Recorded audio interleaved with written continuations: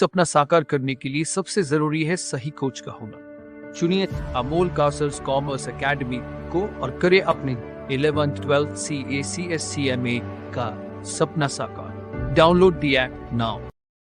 Hello नमस्कार दोस्तों, मैं अमोल कासर आपका स्वागत करता हूं। दोस्तों 11th commerce subject OCM 80 marks का जो पेपर आने वाला है उसमें जो 6 मार्क्स का एक क्वेश्चन है दोस्तों, case study based question. Yes, जो क्वेश्चन नंबर 3 है और आपको एनी 2 लिखने होंगे 3 मार्क्स ईच। बहुत ही सिंपल सा क्वेश्चन है, बट क्योंकि हमने उस सब्जेक्ट को मतलब उस पर्टिकुलर क्वेश्चन का स्टडी नहीं किया, नॉर्मल सर चैप्टर पढ़ के गए, तो हो सकता है आप उसको उतना इफेक्टिवली ना लिख पाओ।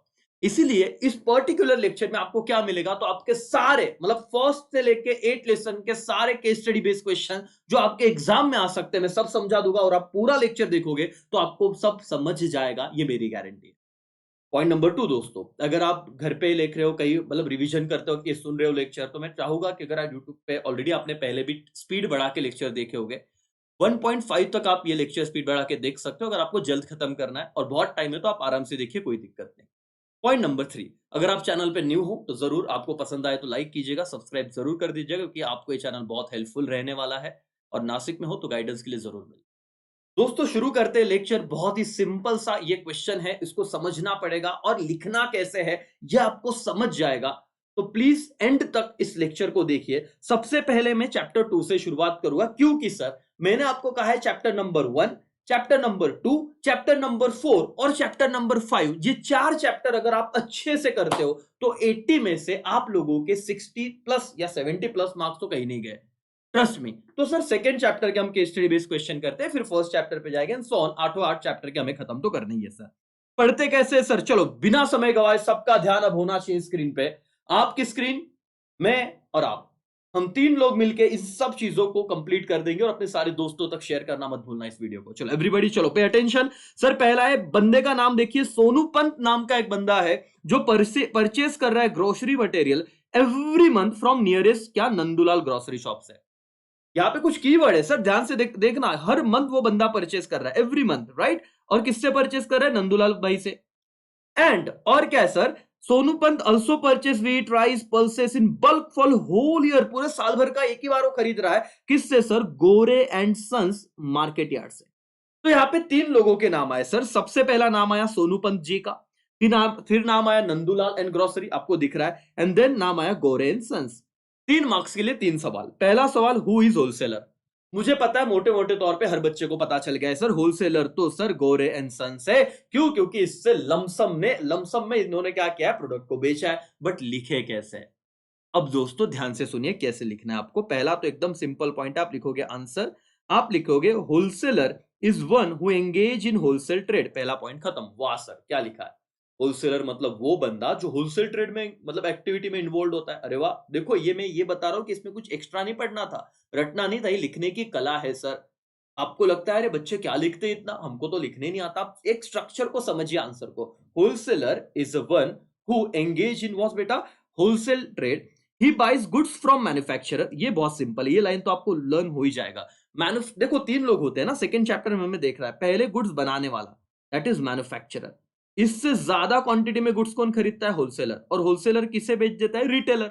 और आपको पता होगा रिटेलर अल्टीमेटली किसे बेचता है? फाइनल कंज्यूमर को, अल्टीमेट कंज्यूमर को। तो हम किसकी बात कर रहे हैं? होलसेलर। तो हम यही कहेंगे मैन्युफैक्चरर से होलसेलर बाय करता है और रिटेलर को सेल करता है। देखो लाइन बन गया। He buys, wholesaler buys from manufacturer and sell it to retailers. दूसरा पॉइंट समझा? Yes sir. In this case, अब ये केस स्टडी में क्या दिया है, आप लिखोगे Nandulal grocery shop purchase, Nandulal क्या जो grocery shop purchase in bulk from Gore and sons market yard, this Gore and sons market yard is what बेटा, होलसेल। तो यहां से अपने लैंग्वेज में लिखोगे चलेगा, ही इज अ होलसेलर करके खत्म। तो आपके पहले सवाल का आंसर डन। जो बच्चा सिर्फ ये नाम लिख के आएगा गोरे एंड सन्स, हो सकता है उसे पूरे मार्क्स ना मिले, पूरा इतना याद नहीं रहा चलेगा, लेकिन एक टेक्निक समझ में आ रही है आपको एवरीबॉडी? यस और नो? यस। दूसरा सवाल है हु इज रिटेलर? तो बट ऑब्वियस सर, यहाँ पे आप बोल सकते हो गोरे एंड सन्स तो हो गया होलसेलर, नंदूलाल ये रिटेलर है। बट कैसे सर? देखिए, retailer is the one who engage in retail trade, he buys goods from wholesaler and sell it to क्या बेटा, फाइनल कंज्यूमर। ये तो मैंने यहाँ पे बताया था। रिटेलर कौन होता है? जो होलसेलर से गुड्स बाय करता है और बाय करने के बाद किसे सेल कर देता है सर? फाइनल कंज्यूमर को। तो लिखना है रिटेलर होलसेलर से बाय करेगा और किसे सेल कर देगा मालिक? बोलिए, कंज्यूमर को। इन दिस केस लिखना है Nandulal grocery shop purchase from Gore and sons market yard and sell it to customer, thus Nandulal grocery shop is a retailer. आप नॉर्मल देख ही सकते थे, आपको भावना भी पहुंच गई, मंथली परचेस कर रहा है तो रिटेलर है करके। ओके सर, क्या है any one difference between wholesaler and retailer? Sir आप मुझे बताओ, चलो यहाँ पे तो उन्होंने क्या रेफर कीजिए, क्या डिफरेंस है सर? आप मुझे बताओ, आप ये देख लीजिए कि पहले तो ये होलसेलर है, ये रिटेलर है। पहला डिफरेंस आप क्या लिख सकते हो सर? ये बल्क में क्या करता है, क्वांटिटी खरीदता है किससे सर? मैन्युफैक्चरर से। और ये जितना होता है ना बल्क में नहीं, स्मॉल क्वांटिटीज में खरीदेगा किससे? होलसेलर से। तो होलसेलर मैन्युफैक्चरर से गुड्स खरीदता है, रिटेलर होलसेलर से खरीदता है, पहला पॉइंट।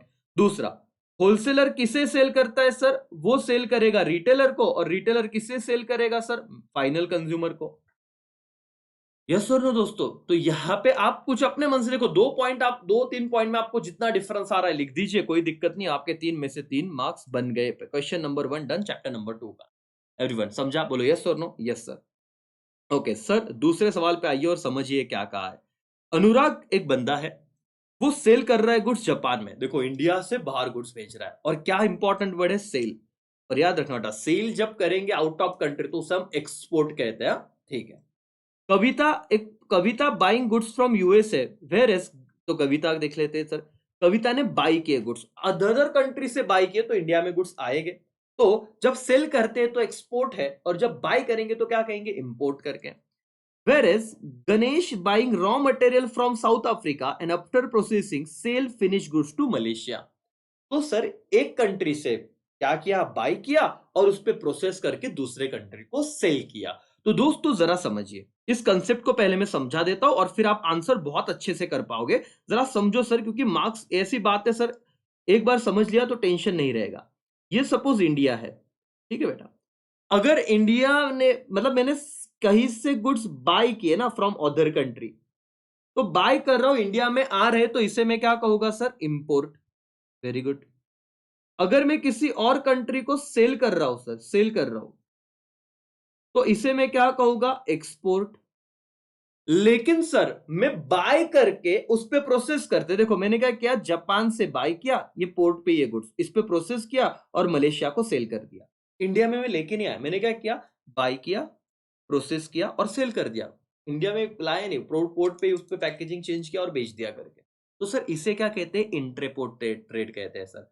इंपोर्ट मतलब क्या? When you buy goods from another country.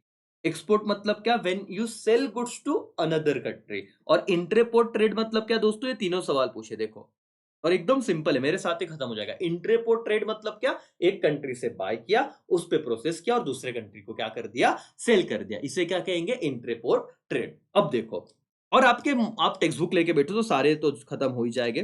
Sir क्या कहा है? Who is exporter? बताओ तो। जो सेल कर रहा है तो अनुराग क्या हो जाएगा? एक्सपोर्टर। लेकिन लिखना कैसे? वही, exporter is one who sell goods to foreign countries. Here Anurag is exporter as he is selling goods to another country, that is Japan. हो गया, एक मार्क्स मिल गया। Who is importer? जो बाय कर रहा है, कविता। तो importer is one who purchase goods from foreign country. Here Kavita is importer as क्या? She is buying goods from another country, that is USA. ऐसे लिखना था, पूरे मार्क्स मिल गए। And who what is entrepot trade? अब सवाल ये पूछा हु नहीं, व्हाट। इंट्रेपोर्ट ट्रेड मतलब क्या? मैंने बताया ना, अगर कोई बंदा एक कंट्री से बाय करता है, उसको प्रोसेस करके दूसरे कंट्री को सेल कर देता है, अपने कंट्री में नहीं ला रहा है, वो एक कंट्री से बाय कर रहा, दूसरे में सेल कर रहा, इसको क्या कहते हैं? इंट्रेपोर्ट ट्रेड। तो देखो, फॉर मीनिंग ऑफ इंट्रेपोर्ट, ये छोड़ दो करके रेफर क्या है, जैसे मैंने बता दिया मीनिंग आपको। When person buy goods from one country and after processing sell is to another country, this is known as entrepot trade.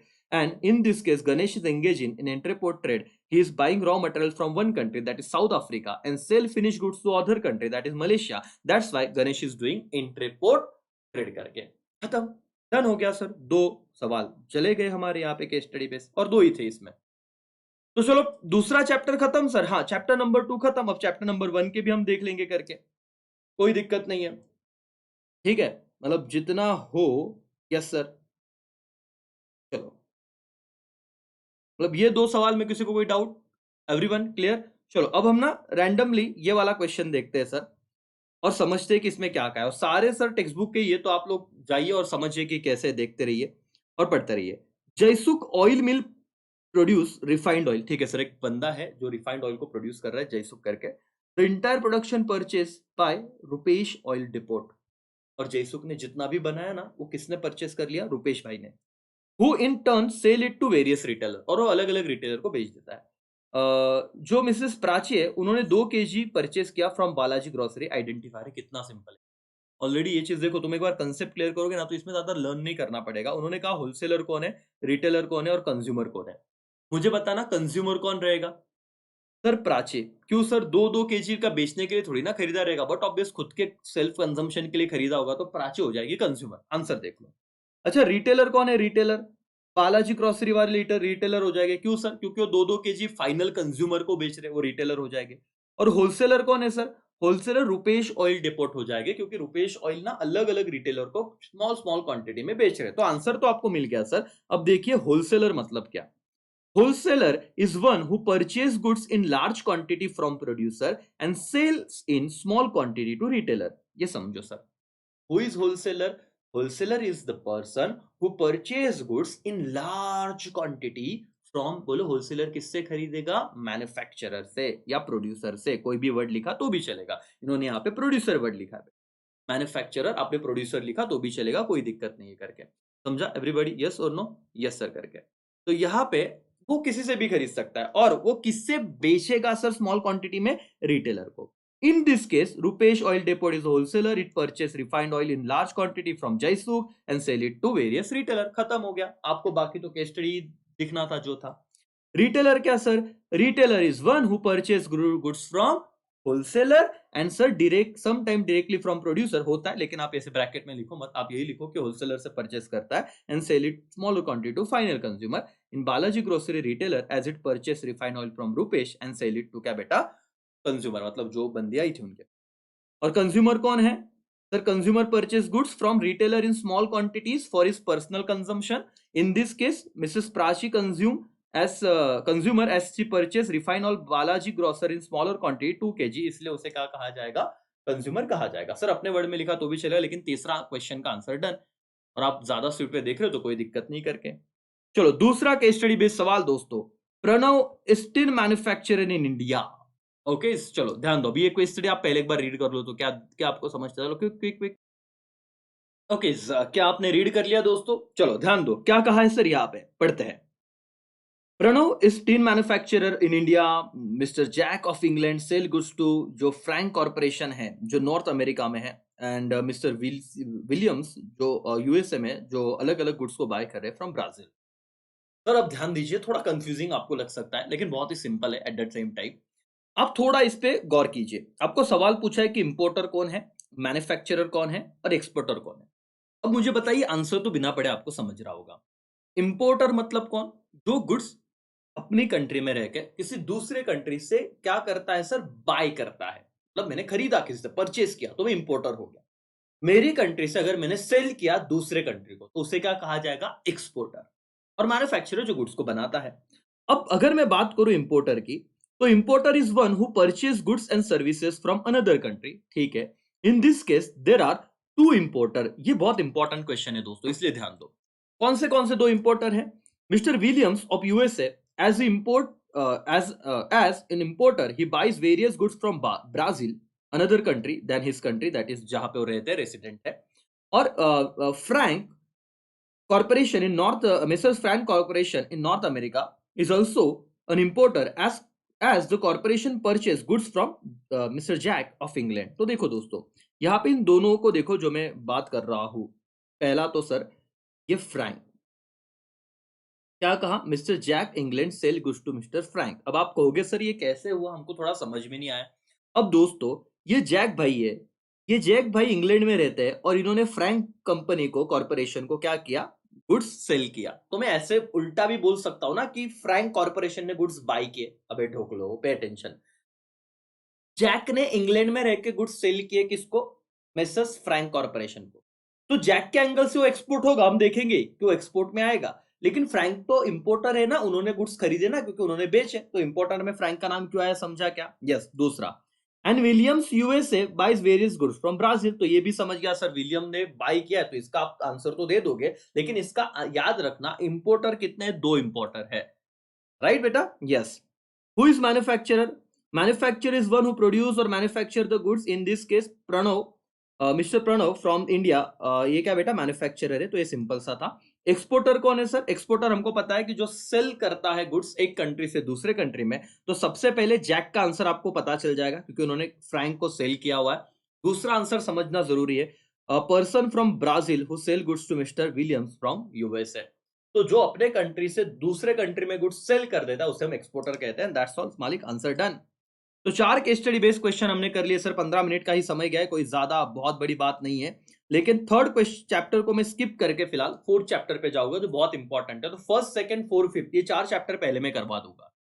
आप ये 4 चैप्टर में से प्रोबेबिलिटी है कि पहला मैं लेक्चर का पार्ट थोड़े छोटे छोटे वीडियोस बनाऊंगा, तो पहले लेक्चर में मैं 1, 2, 4, 5 ये चैप्टर के डिस्कस करूंगा केस स्टडी, अगले लेक्चर में बाकी 4 के कर दूंगा। लेकिन आपको लेक्चर छोटे रहे तो एक मोटिवेशन रहता है कि हाँ सर चलो छोटा लेक्चर है, 1 घंटे का बन जाएगा, आप बोलोगे देखना है बोर हो जाएगा, है ना? तो देखिए, समझो और चीजों को शेयर करो करके। देखो सर, फोर्थ चैप्टर से कैसा सवाल बनेगा।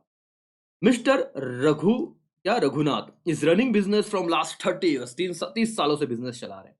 This business is ancestral business. Sir ancestral मतलब क्या? पूर्वजों से, पुरखों से चला आ रहा हो बिजनेस है, खुद ने नहीं स्टैब्लिश किया, मेरे दादाजी ने किया, फिर पिताजी ने किया, अब मैं कर रहा हूं करके। Of mister Raghunath, Kiran and Naman who sons of रघुनाम helping him along with there, तो उनके बच्चों की वाइफ्स होगी, उनके 2 बच्चे हैं, राइट, और वो खुद, तो वो सब घर में ही सारा चीज मतलब बिजनेस संभाल रहे हैं। सवाल नंबर 1 सर, आपको समझना है find out the types of business. अब टाइप्स मतलब क्या? आपने देखा फॉर्म्स ऑफ बिजनेस में 4 से 5 business. Soul trader, one man army, बराबर ना, अकेला ही बिजनेस कर रहा है। पार्टनरशिप, जहां 2 से ज्यादा लोग साथ में आते हैं उसे पार्टनरशिप कहते हैं। उसके बाद सर कोऑपरेटिव सोसाइटी देखा है आपने, ज्वाइंट हिंदू फैमिली एचयूएफ देखा है, और कंपनी भी देखा है। क्या लगता है ये क्या टाइप है? बट ऑब्वियस, बहुत बच्चे सही बोल रहे हैं सर, आंसर दिख भी रहा है वैसे तो, लेकिन समझिए sir, this is an example of Hindu undivided family business, joint Hindu family firm, और ज्वाइंट, सर कुछ भी नाम दे दो यार, है ना, मतलब एक लिखा तो भी चलेगा, इतना लिखने की जरूरत नहीं। आपने बोल दिया कि joint Hindu family business HUF तो भी चलेगा, there is no issue. Who is Raghunath? अब ढोक लो, ऐसे मत लिख के आना, ही इज फादर ऑफ क्या? किरण एंड नमन। बहुत बड़े एक्स्ट्राऑर्डिनरी बच्चे हैं। लेक्चर देख के नहीं जाएगा ना, बोलना 17 मिनट पे लेक्चर देखो, अपने दोस्तों को बोलना भाई पहले वो पॉइंट देख फिर स्टार्टिंग से देखना। बोले रघुनाथ कौन है? तुम बोलोगे हाँ ही इज फादर। ये क्या क्या इंग्लिश का पेपर है क्या? पैसेज देख के लिख रहे हो? सर यहाँ पे ओसीएम में कुछ तो कंसेप्ट बोलो, ये हेड है बिजनेस का, तो उसे हम क्या कहेंगे? कर्ता। ये वही लिखेगा जो पढ़ के आया, नहीं तो बस सर कुछ नहीं करता, पेपर में सिर्फ ऐसे लिख के आता है, ऐसे चलेगा नहीं sir. Mister Raghunath is the karta of the is this family, the senior most member of the family, and that's why उसे कर्ता कहा जाएगा। Who is Raghunath? अपने मन से कुछ लिखना मत। और what Kiran and Naman are called, तो बोलना क्या? Sons of Raghuram. नहीं ढोक लो, उन्हें क्या कहा जाएगा? को पार्टनर्स। तो 2 होते हैं, जो हेड है उसे कर्ता कहते हैं और बाकी के मेंबर्स को हम क्या कहते हैं? को पार्टनर्स कहते हैं सर।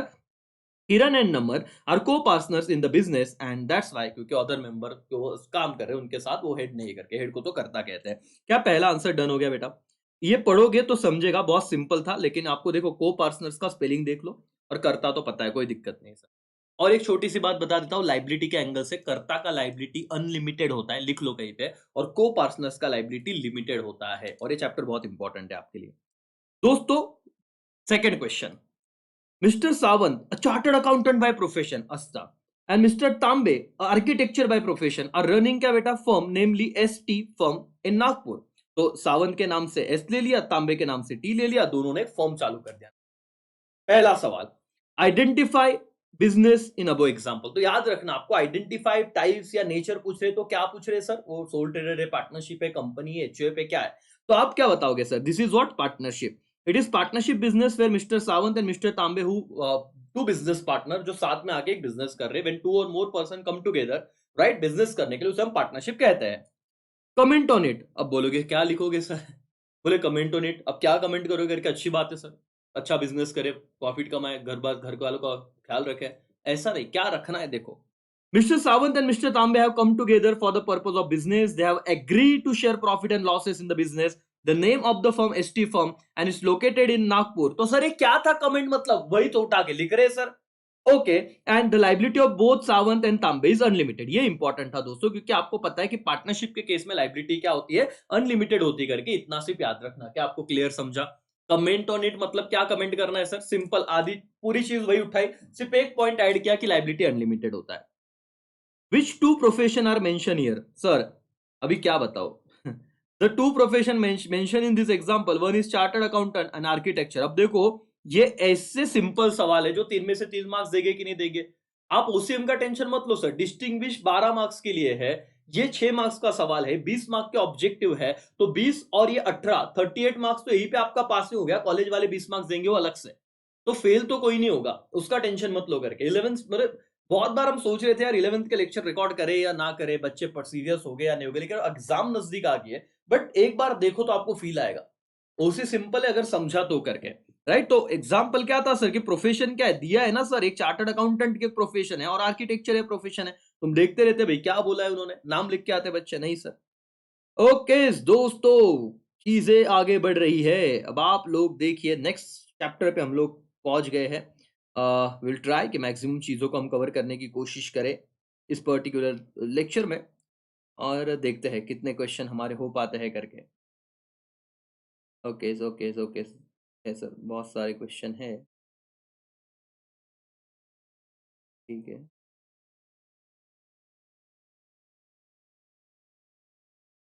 ओके चलो सर, जो अभी हमारे रास्ते में आते जाएगा हम सारे क्वेश्चन करेंगे।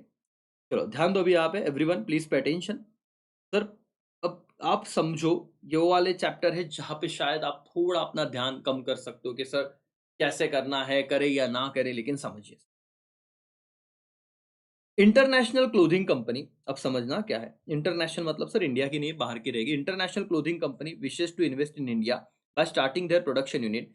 Before setting it up, the management decided to study the environment factor and condition क्या कंड्यूसिव टू देयर बिजनेस। मतलब वो देखना चाहते हैं कि भारत में हम व्यापार करने आ रहे हैं, लेकिन उसके हिसाब से वो माहौल है क्या, है ना, वो लोग उतना डिमांड करेंगे क्या, यहाँ के कायदे क्या है, कानून क्या है, सब देखना पड़ेगा। पहला सवाल, do you think the management is correct to study various environment factor? आपको लगता है कि मैनेजमेंट ने ये इन्वायरमेंट फैक्टर को देखना चाहिए? तो लिखोगे sir yes the management is correct as is important to study the business environment. It will give, क्या सर क्या देगा? It will gives an idea of opportunity that business will have in India. It will help them to identify the threats to plan strategies accordingly. Threats sir समझता कि हम अगर भारत में आए तो यहाँ पे क्या क्या हमारे सामने थ्रेट्स रहेंगे, क्या क्या बहुत ज्यादा मुश्किलें रहेंगी जिससे हमें डील करना है। राइट, तो उसके हिसाब से प्लान करेंगे। Proper understanding of business environment it's essential for the success of any business. तो आप इतना सर मत लर्न करना, आप इतना बोलना यस दोस्तों, कहीं पे भी जाने से पहले बिजनेस का एनवायरमेंट का एनालिसिस करना बहुत जरूरी है, क्योंकि सर उस एनवायरमेंट एनालिसिस से ही हमारे बिजनेस का सक्सेस और फेलियर डिसाइड होता है बस। और अगर उन्हें सक्सेस होना है तो एनालिसिस करना पड़ेगा। Okay, name any two factor that will have impact on the business and why. बताइए कौन से दो फैक्टर है सर? पेस्टल एनालिसिस आपने देखा रहेगा, तो लीगल इन्वायरमेंट और सोशल इन्वायरमेंट। आप देखिए जही ज्यादा तो इसमें ये आंसर लिखना है करके sir. The foreign company will have to follow the set of law in India for what, for set up their business. USA में आपका लॉ क्या बोलता है, हमें नहीं लेना देना सर। आप भारत में आ रहे हो, भारत का कायदा फॉलो करना पड़ेगा। तो लीगल इन्वायरमेंट को देखिए। हो सकता है आपके यहाँ पे, हो सकता है आपके यहाँ पे बिजनेस किसी अलग ढंग से चलता हो, हमारे यहाँ पे तो बिजनेस XYZ प्रोसेस से चलता है और ऐसे ही चलेगा। नहीं किया तो पेनल्टी होगी। आप ये नहीं बोल सकते नहीं आमच्या इथं तर असं नाही, हमको नहीं पता। नहीं, आपको इंडिया के रूल्स पकड़ समझने पड़ेंगे। राइट, अगर आप दुबई जाते हो और गाड़ी चला रहे हो सर, और उनके रूल्स नहीं समझे, बोले सिग्नल तोड़ दिया, जो भी है। इंडिया में तो बहुत आदत है, हम तो सिग्नल, हमारे रूल अलग होते हैं। हम लोग देखते ग्रीन येलो नहीं, हमको देखते मामा, मतलब वो हवलदार पुलिस जो भी है वो खड़े है कि नहीं। अगर नहीं तो हम डिसाइड करते रुकना है कि नहीं, हम निकल जाएंगे, है तो फिर हम फॉलो करेंगे। ये यूएस बाहर थोड़ी ना है, बाहर अगर सिग्नल तोड़ा, हम तो बोले हमारे इंडिया में तो ऐसा नहीं, अगर कोई नहीं रुका तो काय को टाइम पास करने का, निकल जाते करके, कोई था नहीं, फाइन बैठेगा। लॉ लॉ सर, तो आपको कंपनी का लॉ समझना पड़ेगा। सोशल इन्वायरमेंट, क्लोथिंग कंपनी है भाई, सोशल ट्रेंड सोशल वैल्यूज को ध्यान दे। आप वहां पे कुछ भी पहनो, आपकी मर्जी, इंडिया है यहाँ पे, बड़े बड़े आंदोलन हो जाएंगे सर, है ना, एक दो दल आएंगे और ऐसे बजाएंगे करके। तो आपको देखना पड़ेगा ट्रेंड क्या है। आपका सोच हमारा सोच अलग है, वैल्यूज अलग है, will play important role. The cloth that company currently manufacturing the foreign country may not be accepted in India. हो सकता है कि आप जो बना रहे हो इंडिया में करंटली मैन्युफैक्चर ना हो। तो ऐसे सवाल था, देखो सिंपल था दोस्तों। एक बार आप देखिए सर, नेशनल मतलब इंटरनेशनल कंपनी अगर भारत में आती है तो क्या-क्या 2 सवाल थे। Do you think management is correct to study various environment? Answer is yes. और दूसरा सवाल कि name any 2 factor that will have impact on business, तो एक लीगल एनवायरनमेंट और एक क्या सोशल एनवायरनमेंट, ये आपने आंसर लिखना है। दोस्तों ये वाला सवाल हमने कर लिया है। यहाँ पे से बहुत सारे क्वेश्चन दिख रहे हैं, टेक्स्ट बुक के ज़्यादा तो नहीं है। यहाँ पे आप देखिए पहला सवाल आपके टेक्स्ट बुक से जो आ रहा है case 1, the court pass order to ban polythene bags as the bag are creating what many environmental problem which affect the life of people in general. बहुत सिंपल सी बात है, बैन कर दिया sir plastic bag. Second case दूसरा, society in general is more concern about quality of life, the government decide to give subsidiary to jute industry to promote the business. Okay, question क्या थे? Question तो ये है, identify the different dimension of business environment and comment on it. अरे बाप रे, ये chapter अगर नहीं करके जा रहे हो तो केस स्टडी तो भी करो। सर क्या कहा है देखो, the difference dimension that impact on business in the above क्या instance are legal and environmental. Sir simple सी बात थी, दो डायमेंशन आए, एक लीगल और दूसरा क्या इन्वायरमेंटल, हमने ऊपर देखा। और क्या कमेंट कर रहे हो, ban on plastic bag is law introduced by judiciary which all the business firm are obligated. Obligated मतलब उनको कंपलसरी उसको फॉलो करना ही पड़ेगा। In second example, the government has decided economically help the jute industry in order to what promote giving subsidy। मतलब sir क्या करना था आपको, ऊपर की चीज कमेंट बोला ना तो वही चीज लिख दो कि आपको क्या समझा है। वही पहले एग्जांपल में वो बात कर रहे हैं एनवायरमेंट की, गवर्नमेंट ने जो दी चीज दी उसको ऑब्लिगेट मतलब अप्लाई करना ही पड़ेगा, फॉलो करना ही पड़ेगा, नहीं करेंगे तो चलेगा नहीं करके। ठीक है दोस्तों, तो ऐसे वाली बात है। और दूसरी केस में वो बता रहे हैं कि हम प्रमोट कर रहे हैं उस इंडस्ट्री को जिसको जरूरी है, मतलब कुछ तो हेल्प करना करके। ओके दोस्तों, अगले कुछ क्वेश्चन हम नेक्स्ट लेक्चर में करेंगे। आई होप आपको ये समझ में आ रहा है। बहुत सारे क्वेश्चन है, केस स्टडी बेस्ड क्वेश्चन, हम डेफिनेटली सबको डील करेंगे, लेकिन पहला सेशन थोड़ा छोटा रखता है, दूसरे सेशन में और आगे बढ़ेंगे। उम्मीद है आपको ये समझा। कमेंट कीजिए आपको कैसे लगा, अपने दोस्तों तक पहुंचाइए, और ऐसे आपके कमेंट्स लाइक्स हमें दूसरे लेक्चर करने में मोटिवेट करेंगे। सो लेट्स सी क्या इम्पैक्ट हुआ, क्या समझा आपको। तो यहीं पे मैं रुकता हूँ फर्स्ट सेशन में। Thank you so much, bye, take care, Jai Hind, जय भारत।